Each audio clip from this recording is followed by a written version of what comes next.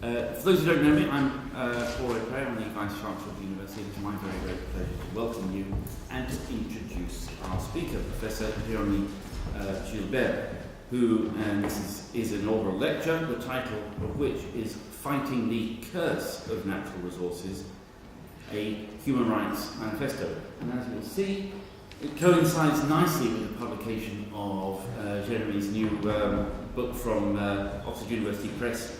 And I'd like to start by congratulating Jeremie on its publication. It's a great achievement. And I'm sure he'd like to say that copies are for sale back in the admin room afterwards if you would like. My job is to tell you a little bit about Jeremie. He studied law at the Université Jean Moulin in Lyon before he went on to get his licence de droit international public at Paris Aix-Nanterre University. Then he went to Canada for a master's at the University of Quebec at Montreal, then to Ireland, where he took an LLM in human rights at the National University of Ireland in Galway, and then did his PhD there at Galway as well in international law. I notice he always goes to very nice places, including Roehampton, of course. And that internationalist outlook of Jeremie's is also reflected in the fact that he's held academic positions in India and Italy, as well as in Ireland, and also here in the UK. He joined Middlesex University in 2009 as senior lecturer in law. Then he moved to the University of East London, where he was promoted to chair in 2016. And I'm delighted that he joined us here just over a year ago as Professor of International and Comparative Law. Jeremie possesses an exceptionally wide range of both academic and legal expertise, including in areas of public international law, comparative law, environmental law, and of course human rights. The particular area of interest for which he's gained an outstanding international reputation is on the rights of indigenous peoples and the sustainable management of natural resources, which work, of course, which is of key interest and importance globally. Given this great range of expertise and experience, it's not surprising that Jeremie is frequently called on for expert advice. He's contributed to the drafting of legislation in the Central African Republic and the Democratic Republic of Congo, and has given expert opinion in legal cases heard at the European Court of Human Rights, the Inter-American Court of Human Rights, and the African Court of Human and People's Rights. He's advised the United Nations Office of the High Commission for Human Rights and many other national and international organisations. He's also an extremely prolific scholar. This new book I mentioned is his third. The first book was Indigenous Peoples' Land Rights Under International Law, From Victims to Actors, which first came out in 2007 and then was revised in 2009, and that came out, and that was followed by Nomadic Peoples and Human Rights, which came out in 2014. He's also, as well as all that, written numerous chapters, peer-reviewed articles, and commissioned reports. We are extremely proud and delighted to have him as a colleague, so please welcome Professor Jeremie Gilbert.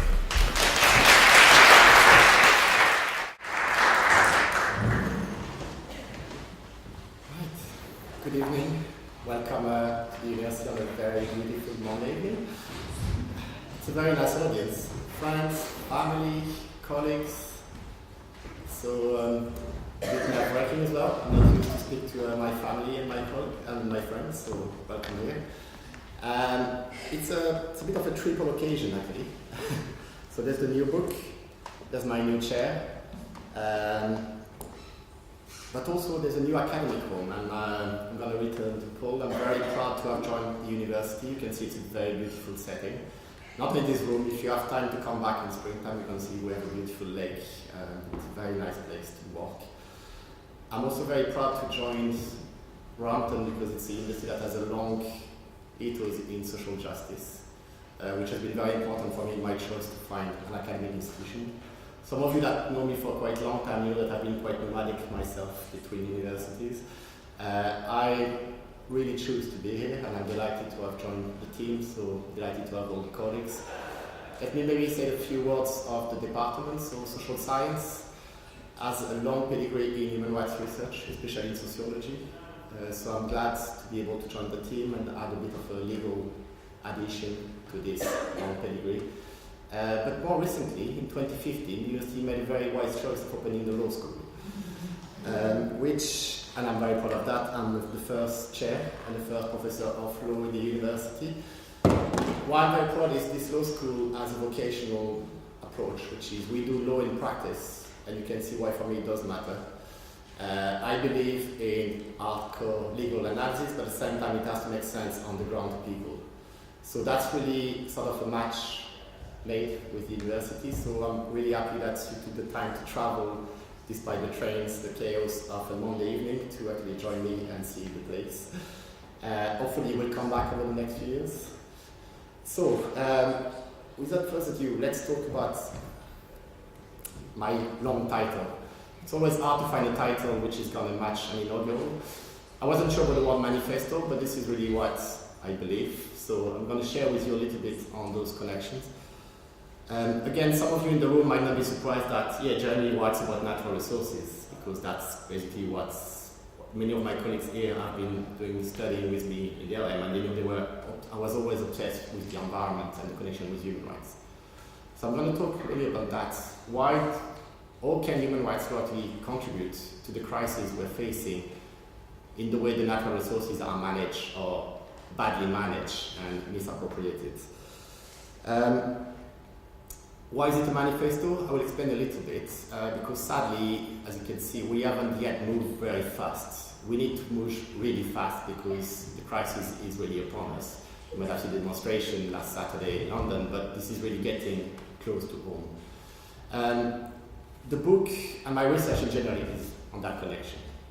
How can human rights law play a role, an increasing role, to make sure that the natural resources are used and managed in a much more sustainable way? Before I get to the manifesto, what I'd like to do is maybe take a few minutes to put the context. I'm sure many of you will be familiar, but nonetheless, because there's a word on my title that might be surprising, the curse.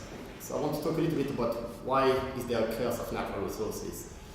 And maybe that goes back to some of the work that Paul has mentioned. I work a lot in the Central African region. The map is not really showing, but I'm thinking it was here in the rainforest in Africa. That region should be, if we look at natural resources, one of the wealthiest places on earth. We all have one of these. The reason it can move is because there's a mineral in that region that can actually allow that. We all have one. Actually, that region should be one of the richest places on the planet. It's quite the opposite. It's been 17 years of violence, extreme war. And then if you look around the world, this is, that's why I put a few names of countries there, but it's not about the details of the countries because you probably know about them. It's more, there's a correlation sadly that wealth and natural resources should lead to empowerment, development, and riches for the local people. It's quite the opposite. So economists have written about this curse in the 80s, 90s, which is instead of bringing riches, it's actually terrible if you have natural resources in your country. You can feel that it's going to come very fast with conflict in war. Myanmar, Burma is a good example of those dynamics.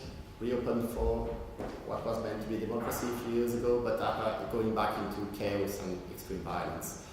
So there's a correlation which is also resources war, which is basically natural resources that become a cause to create conflicts. Apart from this connection, which is already quite terrible in relation to natural resources and what it should bring to the local people, if we forget about conflict or situation, and also coming back closer to home, in general, natural resources are badly managed in the sense that we don't have a say. Citizens don't really exist in those discussions. It's all about the states have decided that on our behalf they're going to manage the resources. That us citizens, unless you become part of the political elite, you're not going to have much say in the way the resources are managed. Indigenous peoples have a very good way to put it. They call that development aggression. So government will say it's in the name of development. We're going to make sure that natural resources are going to be exploited and money will come to the country. in the name of development. But the reality, and that's what people have been saying, this is an aggression. Development comes and the local communities, the local people don't get any of this. But more than that, there's an aggression towards them in the sense they're losing their land, they're losing the space where they used to live. So it's poor development, but also the big one is corruption. There's so much money at stake. That basically corruption has been happening in every country, every single country, okay, including the one where we are, but all the other rich countries. There's corruption when it comes to natural resources management. It's not new, so in that sense, that's what I'm saying, it's just a context. There's been so much economic studies in the 1980s. What is really lacking is the sense of urgency and how much as citizens can we take control of what was taken away from us, which is control of natural resources. I'm going to talk about another book. It's not mine. I wish I read this one, but if you have time over the next few months, over the cold winter, it's a very happening book because it does put a sense of urgency on what is happening. In the sense, there's a race for what is left. It's not that there's no more natural resources. We keep finding new places to actually exploit them. It's just that the race is on for really controlling what is there for different reasons. The reasons are extremely various. It goes from the fact that we have new technology to go to places that we couldn't even go and mine there before. Over the last 20 years, there's been an amazing improvement in terms of technology. We can go deeper in the deep sea, in the crust of the planet to actually exploit resources that we're not able to touch before. You probably heard about fracking. This is one of those technological evolutions that allows us to exploit and get extraction in places that were not possible before. The other connection, and that's more my point about the investment, there's been a massive shift in the way big investors are putting the money. I can put that. Maybe you remember 2008. We were supposed to have lived through a crisis, down through economic crisis, everything went down. I'm kind of cynical because we pretend that it never really happened and we keep going in the way we used to do. There's actually been a shift in the way I'm talking about very large investors, have started to put their money. The property boom, what happened in the US, basically collapsed the whole system. But then investors wanted to find better places to put their money. And that's when they realize not only there's a lot of investment potential in natural resource exploitation, but also land investment in land is long-term. It will bring return that is actually much faster and stable than actually property.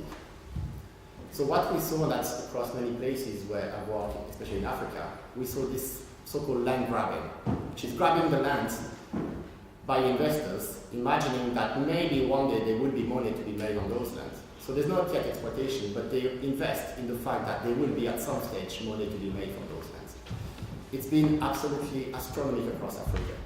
We're talking about 20-30% of the land that has been grabbed.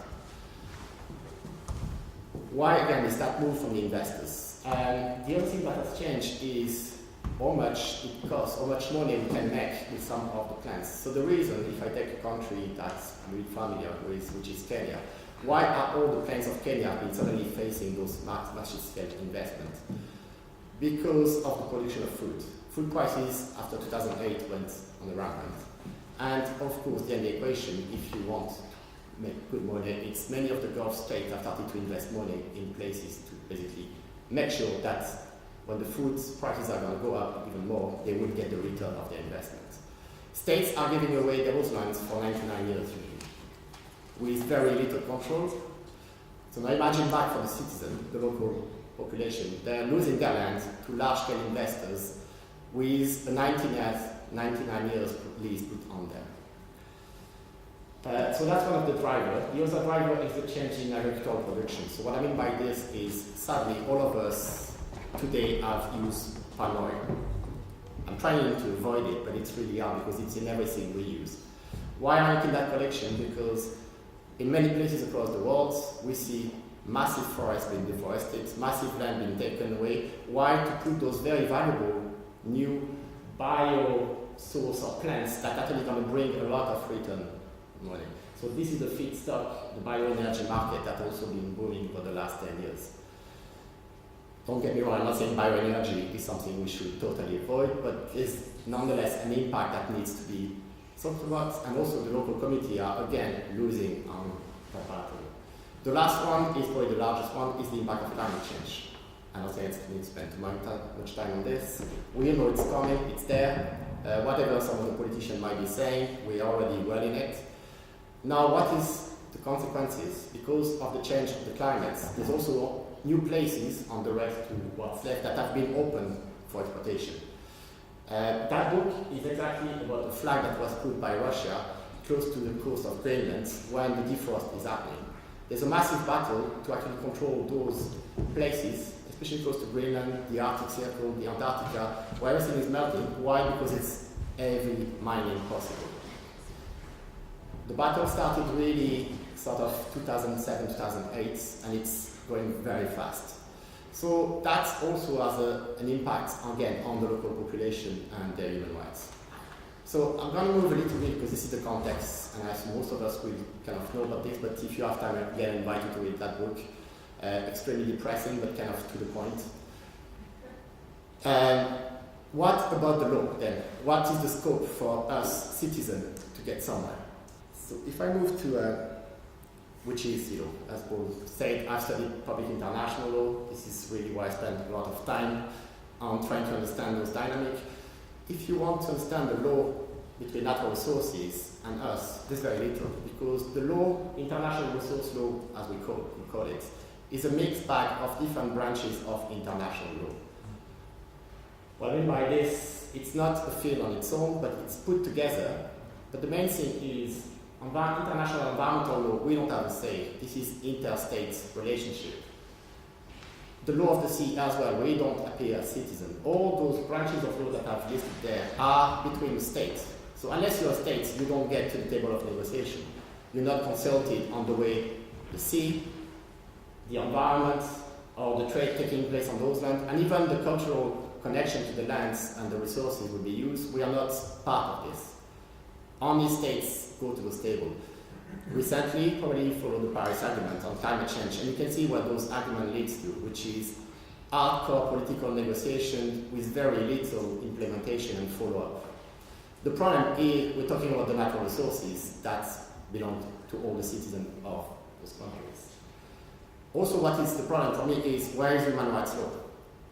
It's not part of this story, because human rights law deals with us and the states at the national level, and the natural resources were not put into this equation.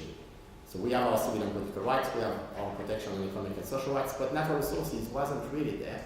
And human rights law, again, because it's us against public authorities, wasn't meant to deal with natural resources, where you were saying this is for the states only. So then maybe I should stop my talk, because then there's no point doing human rights law. But that's where I started really over the last 15 years to collect evidence that no, human rights law is much more important and is taking much more space in this international. Where we stand, because in a way I said it's no human rights, but yeah, actually, human rights law has started. It's not like there's a ground zero. And really it started with, and I guess most of you that know me for a little bit of time will be surprised with indigenous peoples. Indigenous people started the battle much before anyone else. Why? Because they live on those places where the land is being taken away. They actually live on all those places where the race for what is left is. The other problem they face extreme marginalization and no entitlement as a citizen of those states to actually have any rights over the land and natural resources. So indigenous people have been going to the international legal system for a very long time, making those arguments that human rights, if you can't deal with land rights and natural resources, there might as well be no human rights, because this is so fundamental for indigenous peoples. So in that sense, there's been a lot of movements, and the last 20 years have been relatively successful in terms of lawmaking, with the UN Declaration on the Right of Indigenous Peoples adopted in 2007. But implementation is slow with those things, and also indigenous peoples have a very specific battle. And it's not for all of us, so it doesn't really tick the box of what I was trying to make, which is all of us should have a stake in the way the natural resources are managed in our societies. The other thing that human rights law did a little bit, which is be worried about the discrimination happening to women living in rural societies, when they don't have access to water the way a male will have, or those practices. We have a little bit of human rights law that is finally starting to engage when there's discrimination. Again, it's a very specific category. It's when natural resources are used in a discriminatory manner. Not by the state, but really inside society. What human rights law has done more recently, and I'm talking 2015 or 2009, when the right to food and the right to water became a bit more important. Finally, the General Assembly recognized that the right to water is an essential human right. Why I say finally, it's because actually it's not in the main treaties that were drafted in the 70s. It took a long time for those institutions to understand, but the right to water is so fundamental. If you want access to water, you might have the right to vote, but it's not going to be extremely useful. It sounds very basic, but this is why it takes so long, because we're trying to bring natural resources management into an area that wasn't seen as a place for citizens to challenge the states on those aspects. So the right to water has been put there. It's a declaration of the General Assembly, very important, but nonetheless, again, quite political. And also it's quite early to know what will be the impact on the ground. Remember, I'm always concerned, the main thing I want to make sure with my work, it actually makes sense for local people to be able to use it. The right to food has followed a bit the same strategy, which is it's based on the rights. For all of us, we have the right to adequate standard of living. So the right to food wasn't really there, but has been integrated when it goes so bad that basically people are starving to death. That's been recognized that, yes, we do have the right to food. But again, it's very reactive, as you can see. This is a problem with humanity. It comes when it's so bad that we need a reaction, so therefore we have one of the rights put into motion. Lastly, and the reason it's not last year but challenging, it's just because it's more recent, this is 3 weeks ago, the UN has finally adopted a draft declaration on the right of small-scale farmers and peasants. Why I say finally, it's because small-scale farmers have been losing massive battles against massive corporations that are deciding that their seeds that they're using for so long can't actually be used because they belong now to corporations. There's been a few cases on this, but there was a lack of human rights law to say, do we actually, as small-scale farmer, can resist those big powers? And also, can we have benefit from the fact that those seeds belong to generation of small-scale farmers that were not actually to the corporation before they put the patents and the copyrights on it? So, again, my point in a way could be, yeah, that's good. Finally, human rights was getting there, but you can see it's a reactive, a bit too late, and not very organized reaction that we are having with natural resources.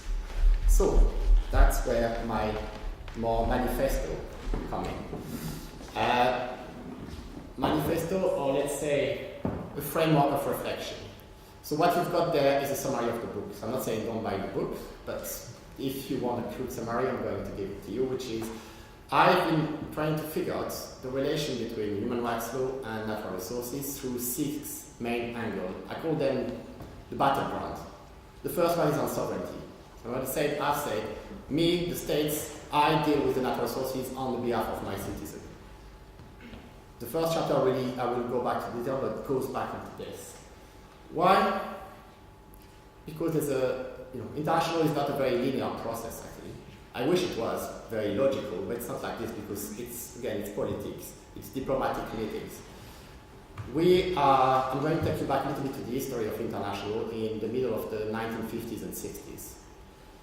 Why? Because we have the states emerging from decolonization, making the point that they want control of the natural resources, which is only logical. Colonization was really about stealing the natural resources. So the reaction of the new states say, we want, under international law, a transfer from the colonial power to make sure that us, new states, have this control of resources. That's when we see a term appearing in the literature called permanent sovereignty over natural resources. So it's the state that says, we have permanent sovereignty. We might have been colonized, but actually those natural resources belong to us. They were stolen. And that's when we see a transfer.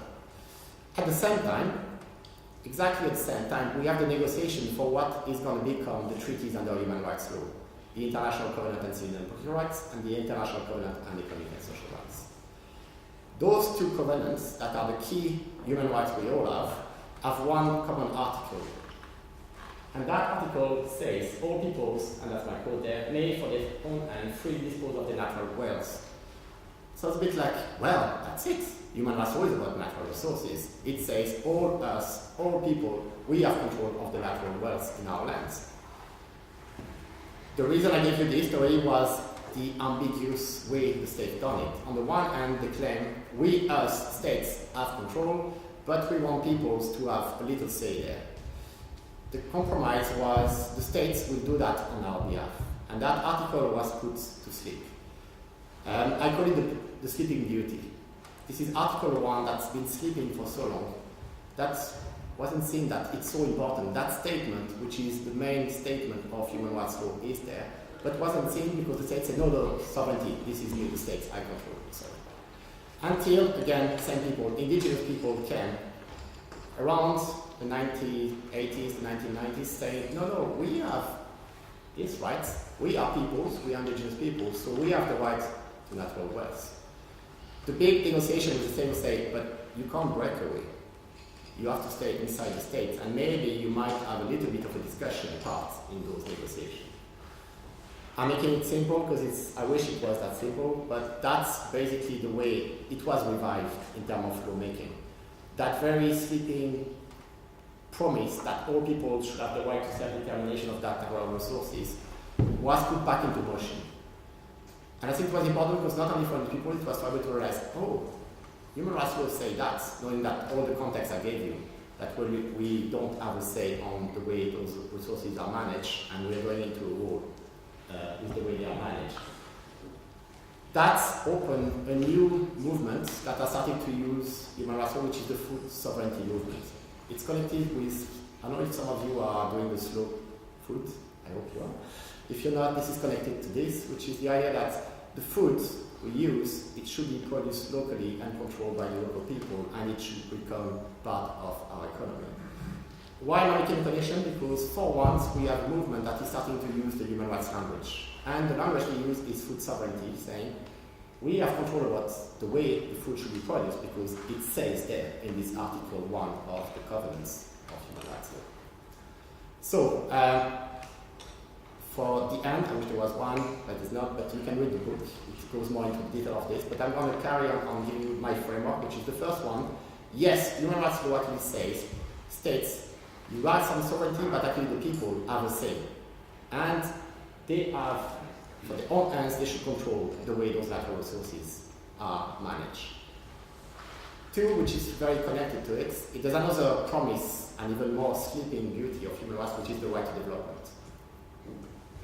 And I have some very good colleagues that have written a lot on this, and they know even better that it's been even more complex in the sense human rights has been promising that there's a right to development for all of us, but really the states have integrated this as saying, I decide what is development for my people, especially when it comes to natural resources.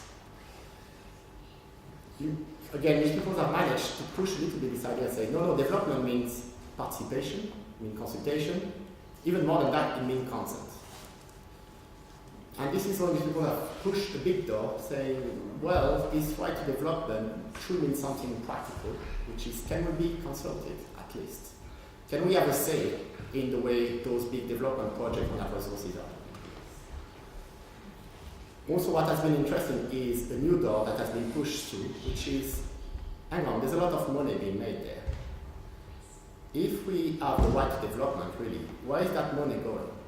So we have more and more, what I said about corruption, we have a movement that is starting to link taxation, revenues, with a human rights public participation domain.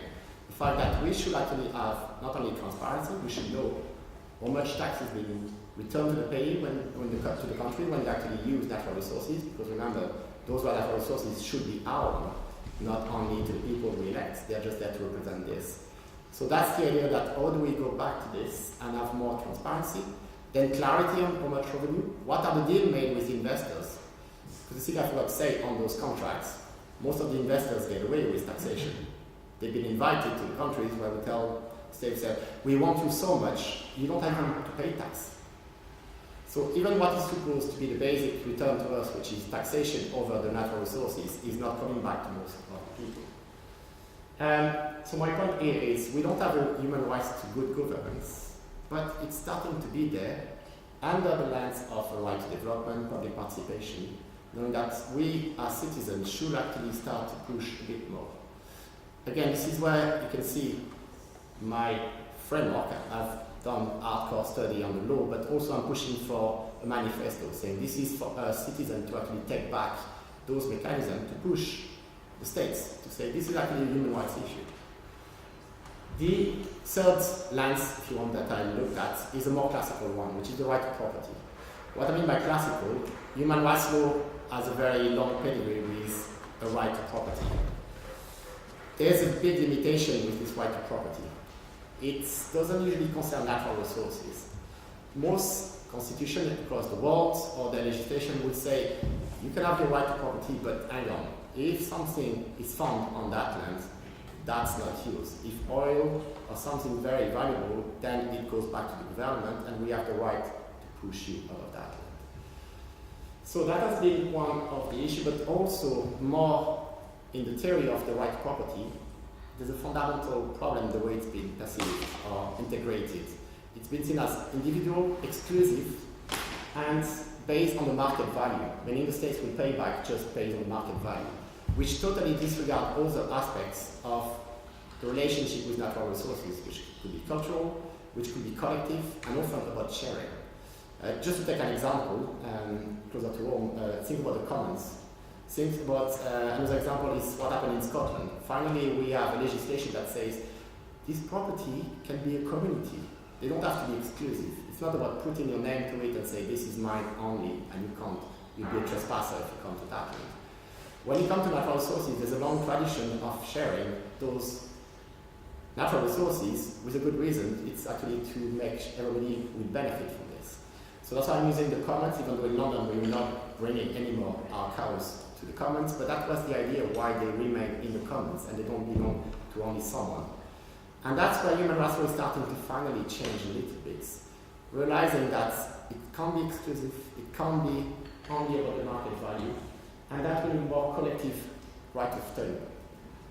Where is this taking place? I'm not making this up. It's coming from a big important movement, which is the forest community movement across Africa, where you have communities joining together saying, we don't want what you want us to have, which is individual parcel of the forest.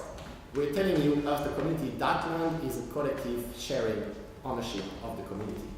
And it has spiritual collective value to us.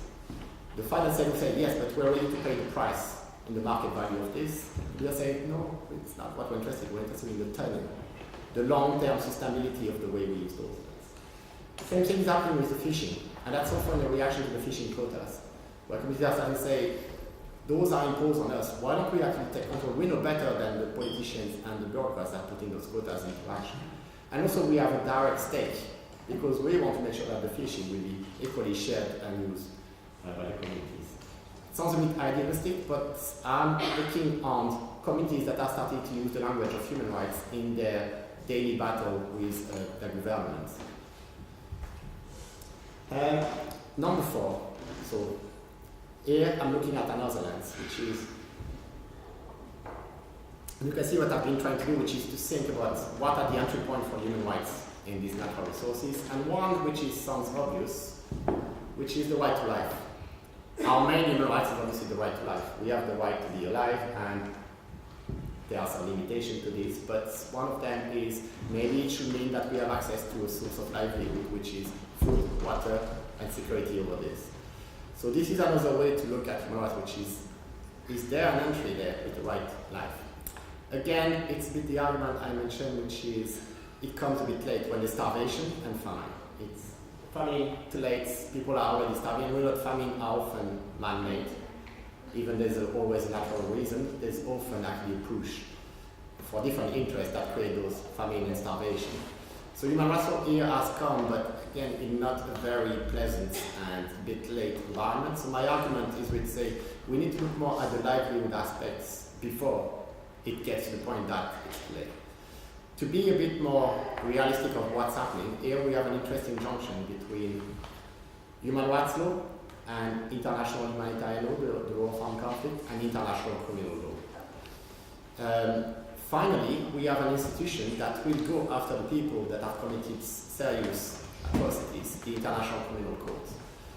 Why am I going there? Because last year, the prosecutor of this institution has made a statement recognizing that natural resources and land grabbing are actually factors that lead to crimes against humanity. So I'm not saying that it could go there, but it's a big signal from the international recognizing that finally, if it goes that bad, those worst case situations of resources where you use non-access to livelihood as a way to kill the people, you might actually have to face the consequences. But again, it's coming in the later stage, a bit of the reaction. The positive thing, why am I positive? It's a real institution with a real jail, with real judges, with real prosecution. So we might see a way to put pressure to get the word out there that when you deal with natural resources, if you're doing those resources well, there might be one day a real judge waiting for you. That's one chapter. The number 5, I'm looking at the right to culture. And here I'm a bit more in familiar territory. This is what really I work on, which is the people have the right to culture, which includes their land and natural resources. But I expanded it a little bit as well, saying that we all have the right to culture. And that might not be realized, but I'm going to use the same little argument that it came on the bus coming here, just the comments. So I think the fact that we can preserve the comments is amazing, but also it's part of the London culture. Imagine our comments gone. I don't think we'd be only really upset because of value, but also because we will lose something very important as a cultural aspect of the city. Why am I making this? Because for many communities, this is the connection with the land. It's not only what it's been labeled, natural resources. It's not only about the resources. Natural relationships are much more than that. For many communities, it's about the relation they have with the land, the forest, the waters, the rivers. And again, I'm not talking only about these peoples. It's many, many local communities which have this. And as I said, even urban societies, where human rights law can support a little bit, there's a strong language coming from human rights law and cultural diversity. And we can start to see connections between those two fields, which is mainly on the one hand driven by UNESCO, which is the UN institution that looks after cultural rights, which is finally starting to see that, well, natural resources have a big connection with culture, but also spirituality, religion, and that they are part of the diversity of the planet. The way people use the natural resources, shifting cultivation, different form of producing food, different form of using the forest, are actually cultural traditions that are very valuable to maintain the planet and also to respect the people's culture at that level. So that's where also I'm putting this cultural rights on the map. The last one, but certainly not the least, is the increased connection between environmental law and human rights. It's a slow, painful process, and again I'm going to look at my colleague that did the masters with me who always says, Jeremie, you're doing all your master's thesis on the environment and human rights. Yeah, because this is what I still believe. If we can't have a right to healthy environments, then there's something really fundamentally lacking in human rights law. And sadly, we're going to see that more and more. The level of pollution in the cities, all of those connections with natural resources and the way they use, will have an impact on our direct future and our human rights. Human rights have been quite slow to react. Why? Because again, there's envisioned that human rights is not about the environment. We have environmental law that is there to deal with that. We are finally starting a bridge to be built between the two fields with big push for a right to healthy environment, but also biodiversity and sadly climate change.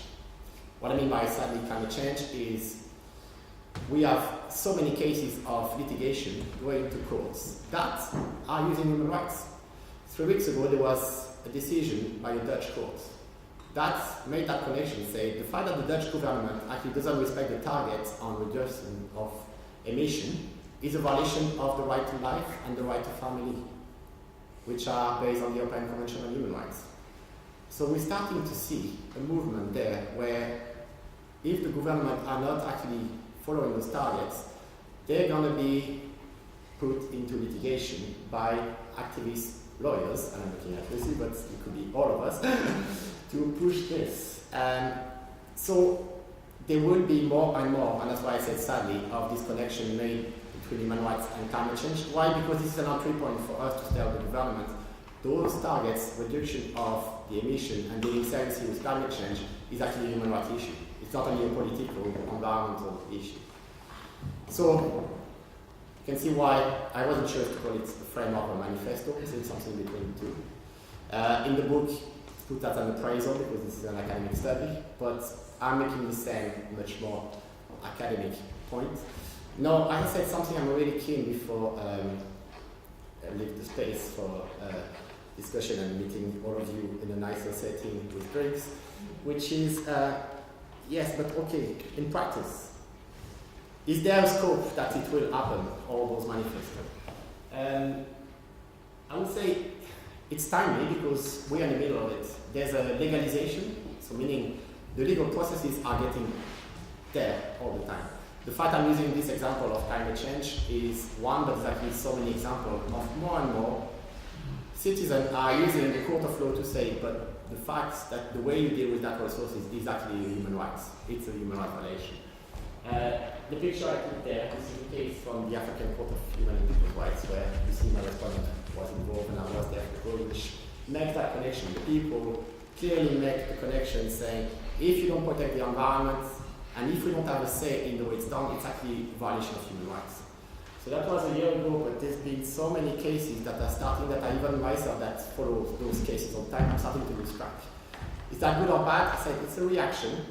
Crime mitigation won't solve the problem, but it can start to put real pressure on government to realize that it's coming from a new angle, which is the human rights one, which was not there before. There's a flip side to this, which is the legalization is only happening there. We have more and more cases of corporations taking, or investors taking government to court for investment violation because they got those rights to exploit the natural resources. But suddenly they feel, oh, but I'm not getting what I want, which is taking my big return. Suddenly the states are losing those cases. On our behalf, they're supposed to protect us from this, but they're losing those cases because investment law is much more powerful, and also it has an implementation rate that any human rights court would dream of. We're talking about 99% sometimes, and 90% implementation. Why? Because states are extremely scared that if an investor loses a case and they don't pay, or they don't go the way the investor wanted, then those investors won't come.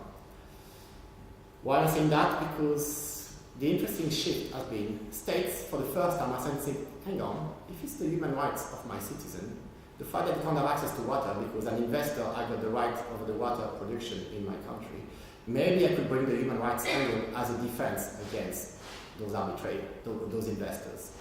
We're not yet there, it's happening. So what I'm sharing with you is fields of clash where it's happening, but interestingly for nerdy human rights lawyers like me and some of my colleagues in the room, we are at the stage where we can bring human rights law in a form that wasn't even meant for it, which is investment arbitration. Are we going to win or lose? I have no idea, but it's an interesting place to be and to push human rights follow up on this. The other battle is the corporation have got away from all this. What I'm talking about is human rights law has been very good on the state's relationship with the citizen, but the corporation get away with it in most situations. They are the invisible elephant in the room where we know they actually drive the processes. They are the ones that really have the investment capacity that push the states. It's slowly changing. Some of my colleagues in the room are working on this. Maybe one day we're going to have a treaty that says corporations actually can commit direct violation of human rights. Corporations actually are responsible directly to make sure that human rights is enforced. It's in the process. Again, I wish I would have my crystal ball, but as we speak, there's a meeting happening. It's been in the process in Geneva for the last 4 or 5 years. There's a promise that Morrison will crack this nut and say, no, we are moving from this one way to state and the citizen, that corporation actually needs to be brought into the light of human rights.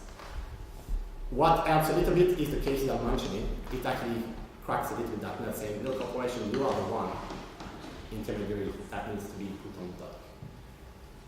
My last point would be really about the citizen, because it's interesting to see the nerdy lawyers taking action, the negotiator in a small room in Geneva or New York pushing for this, but really, what about, is there a grassroots movement? And I'm I'm going to probably end with this, because I think there's promises with this. And I mentioned already, I think, what happened in London on Saturday, but there are larger movements like this that are starting to say, states, you haven't respected the fundamental of the social contract, which is our natural resources are used in a way that is not sustainable, doesn't bring the return to the countries, and we need to take action. So not only talking about this, there are different movements across the globe that are starting to use human rights as a frame or something to say to the government, saying this is a human rights issue. One of them is the environmental defenders. I don't know how many of you have read about this, but last year was a terrible year where we had so many, we have more than 265 human environmental defenders that were killed. What I mean by this, these are people that put their life at the front on those issues.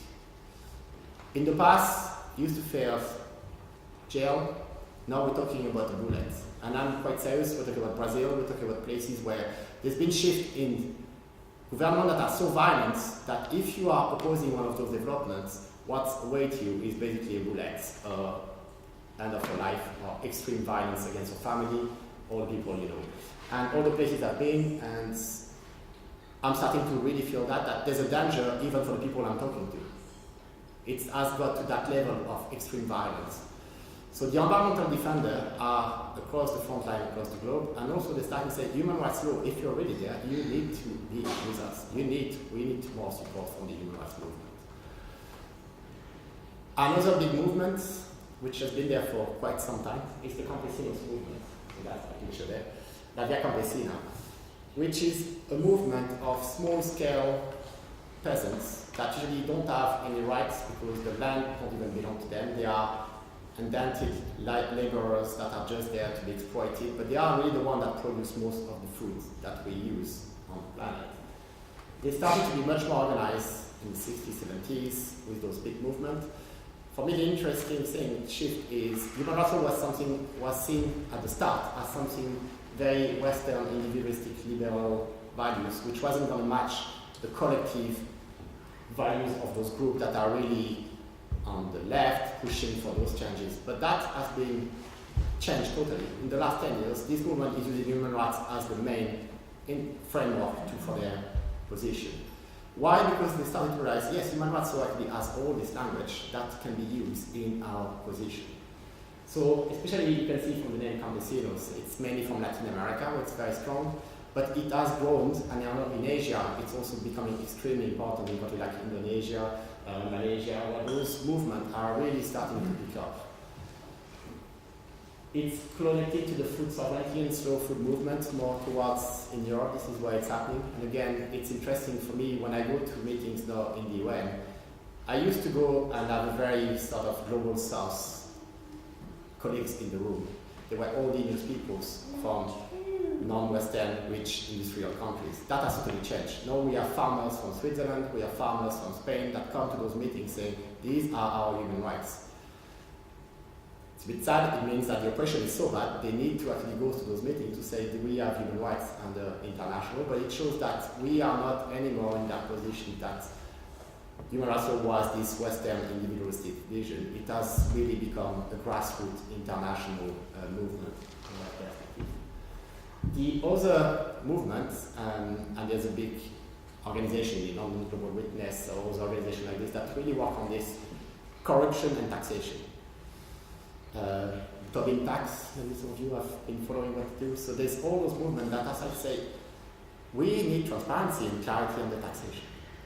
Why? Because again, remember, these are natural resources where the states are actually making lots of money, or a little bit, and then the corporations are making a big one. At least transparency, but also return, proper control on what needs to come back to countries. So that's where, in the last 5 years, human rights was starting to be used. Why? Because this right of the right of the public to public participation and the right to development are being good framework to have the discussion. Tell the states, well, we need transparency because this is actually one of the human rights we have. I'm not saying it's there yet. It's a movement that is going up and down. I said the tax lobbying was really strong at the start of the 2000s. It has suffered a little bit, but it's coming back. But for me, what is interesting is the use of the human rights language, which is much more prevalent than it used to be. Then going another level, which is us as a consumer, being more aware of the supply chain. Why? Because again, if we think about where our beans coming when we go to Sainsbury's, the fact that we buy those beans from Kenya, and if we know that it means that probably the land has been grabbed in Kenya, the farmers have been pushed away so that Tesco and Sainsbury's can have those at a very cheap way in the supermarkets. I'm not saying that we won't buy it because it's going to be winter, maybe there's not that many vegetables we can choose from, but we actually need to start to be aware of those connections. That somewhere there's been this process of a chain production. Is it going to hit? Yes, we already saw some of the big corporations that are really worried about this. If the consumer starts to have more of a say, we can actually have pressure there and we can actually have an impact. So that's also where we need a bit more of the human rights connection with those divestments and chain production campaign. Lastly, not really lastly, the climate change. I already talked about what's happened in London on Saturday, but again, I wasn't planning before my inaugural that it will happen on Saturday, but it just, those things are taking place across the globe for the last few years. There's more and more connection, and we're going to see more and more of that, I'm sure, of the human rights lawyers having to support people that want to fight climate change. Also, what we're going to see more and more is the biodiversity. I haven't talked too much about this field, but it's a very specific field of international rules, but protection of the diversity of the plants and the nature around us. I said because usually the fact we have different culture and different use of the plants is because different cultural people have used those plants in a certain way. So there's starting to be much more of a connection between biodiversity and human rights, and that's been nicely called biocultural rights, which is both the bio and the culture put together. That is starting to get a lot of ground in many places, and many of the meetings I go now, it's always about biocultural rights. So it's connected to the, on the ground, more and more people are fighting, taking hands on themselves, saying, okay, there's poaching coming to our land, we're going to actually take action because the ground has been useless. So in that process, what they use is the human rights. It's a bit like the damage that people say. You haven't done it, you've broken the social contract, so therefore we have to do it ourselves. And we are legal because this is our human rights to actually do this kind of action. And this is joining on the traditional knowledge, and that's my last point, and bio prospects. More and more we see those connections between the recognition that the way the planet has been managed by some people for a long time need to be protected because they have the knowledge better than the investors and the fast production that suddenly arrive on the lands to use the natural resources. Something that often I've been asked is, why, Jeremie, are you against development? No, that's not the point at all. This is quite the opposite. What communities are saying, we want development that is sustainable, but also will have a real benefit for the local communities. So it's not being against the mines, against the corporation, it's again making that in a way that is there for the long-term sustainable way. So I believe human rights can do quite a bit because it brings this political idea to say that it's actually a human rights issue. It's not something only for you because you have sovereignty. So on that note, I hope that it all makes sense. You will enjoy the book. Also, you will come back, I said, in Roehampton, because this is something really that not only I believe strongly in this, but this is an idea that we're going to support really Roehampton to support those fights. Maybe a little bit of publicity. Last year when I started, I developed an LLM, which is in legal practice and human rights. And this is really the skills that we want to give, and some of my students are in the room, so it's really nice to see you, but this is the skill we're trying to work on, which is get ready for those litigation and bring this activism outside the classroom to make those human rights principles actually move a bit forward. So thanks for coming again. It's very nice to see all of you. And I think there's a bit of follow-up to this. Thank you.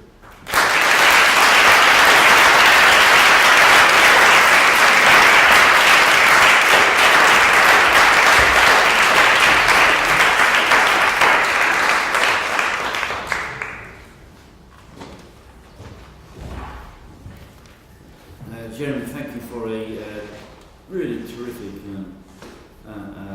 inaugural lecture. I thought it was a great privilege to hear Jeremie speak and bring that immense knowledge and wealth of experience and that, clear passion that he has of bringing that to bear on some of the most urgent, some of the most intractable and certainly some of the biggest issues of our age. And I think it's great to hear them develop that framework or manifesto, I think a manifesto, that manifesto for radical change, which I thought was, again, hugely timely and important, and I thought very convincing. This is certainly work that the university is very proud to be associated with and to support. Those of you who are regulars at these lectures know that there are no questions to the speaker. We can do that a bit later over a drink. But we do invite a distinguished colleague from another institution to respond on our behalf, and I'm really pleased that we have with us Lucy Claridge, who is Director of Strategic Litigation at Amnesty International, and Lucy's going to apply for us. Please.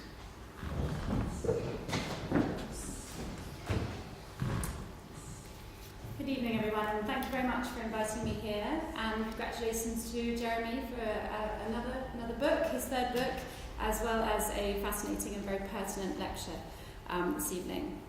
So I've known Jeremie for over 10 years through my former role at Minority Rights Group International, and I continue to work with him today in my current role at Amnesty. I think it's fair to say that Jeremie's manifesto that he's just presented to us this evening is clearly based on very extensive knowledge of international standards and practice around the world on national resource rights, including the rights to land, the rights to indigenous peoples, and emerging standards around conservation and environmental protection. And I'd like to say that this knowledge is based not just on all his scholarly research and work, but also through the very practical contributions that he makes to this area of law. So I'd like to draw on one theme that he particularly introduced at the beginning of his lecture, which is that he believes in law in practice. Jeremie has used law in practice throughout the world. For example, he's currently working with communities seeking protection of their rights to land, rights over their land in Indonesia and also in Namibia. And in Latin America, Jeremie provided crucial expert evidence to the International Court on Human Rights, which talked about the fundamental link between indigenous peoples and their inherent role in conservation and in protecting the environment. And that is an issue which I think he's also demonstrated today is increasingly current in the context of today's concerns around climate change. I've personally seen that Jeremie takes his practical approach to his area of law, his area of practice, very personally. He spent considerable time with communities, travelling to understand them and the issues that they face. For example, he was involved in a project with me throughout most of 2017, evaluating minority rights group litigation on indigenous people's rights in East Africa. He spent several weeks in remote parts of Tanzania and Kenya, understanding those communities' issues and understanding how litigation has or has not assisted them. So perhaps that goes a little bit also to Jeremie's suggestion in his lecture that he's nomadic. Jeremie has also been involved in numerous high-level projects as well.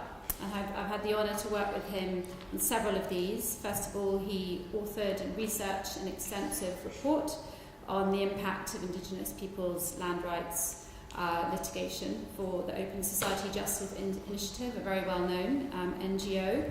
And he also started to develop a general comment from the Committee of Economic, Social and Cultural Rights on the right to land, a project which is still ongoing and which I've also worked with him in. And lastly, as Jeremie mentioned, he sought to pass on his practical knowledge and his experience through the establishment of a new LLM, his Human Rights in Practice LLM, which I had the pleasure of advising on when he was establishing this early this year. And I'm very pleased to say that Amnesty will be offering students a placement as part of this course. And I look forward to continuing my work with Jeremie and also with Roehampton University. Thank you.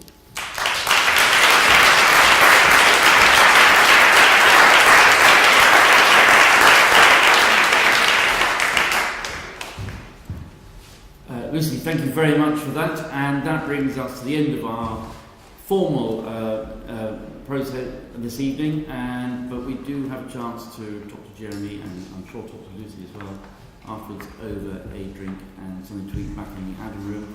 But before we go there, can I please ask you again to thank Jeremie for a really terrific inaugural lecture. Jeremie, thank you.